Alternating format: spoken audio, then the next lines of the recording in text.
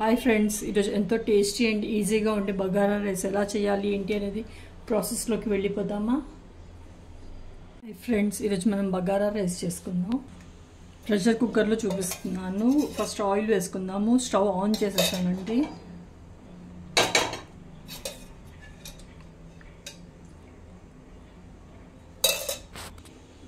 కొద్దిగా షాజీరా వేస్తున్నాను.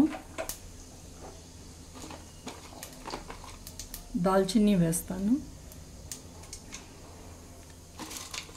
ఇలాచీ కూడా వేసుకుందాం. 4 లవంగాలు వేస్తున్నానండి. 5 జీలకర్ర కూడా వేస్తున్నాను. బిర్యానీ ఆకు వేస్తాను. ఇక్కడ కట్ చేసి పెట్టుకున్నానండి ఒక ఆనియన్, అది వేసేస్తాను ఇప్పుడు. ఇక్కడ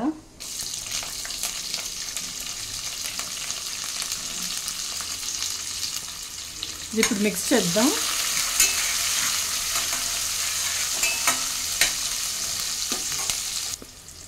అలాగే స్ప్లిట్ చేసి పెట్టుకున్నానండి చిల్లీస్. మీరు కారం ఎంత తింటారో దాన్ని బట్టి వేసుకోండి. పుదీనా ఇంకా కొత్తిమీర కూడా వేసేస్తున్నాను.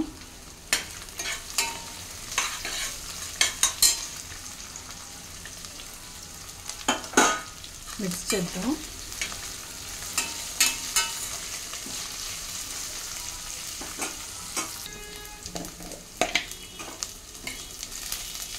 కొద్దిగా ఆనియన్ కలర్ మారింది కదండి. ఇప్పుడు అల్లం వెల్లుల్లి పేస్ట్ వేస్తాను.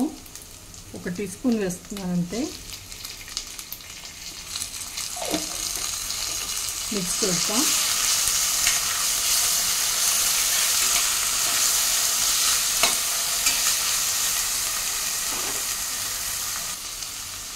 ఆల్రెడీ రైస్ కడిగి సోక్ చేసి పెట్టుకున్నాను. సోనా మసూరి రైస్ అండి ఇది.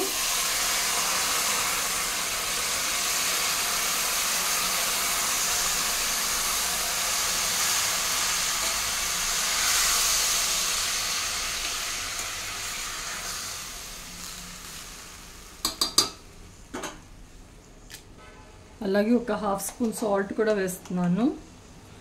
బగారా రైస్ మళ్ళీ మనం గ్రేవీ కర్రీస్లో ఉంటుంది కదండి, అందుకే కొంచెం తక్కువే వేసుకున్నాను.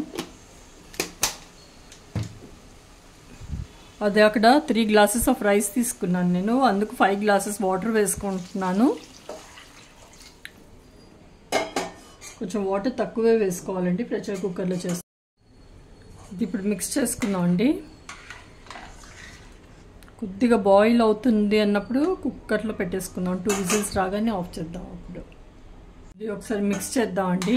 మిక్స్ చేసేసి మూత పెట్టుకుందాం. ఇప్పుడు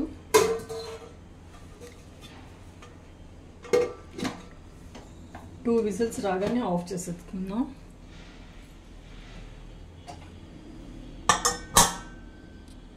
ఇది ఒకసారి ఓపెన్ చేద్దామండి. అయిందన్న మిక్స్ చేద్దాం.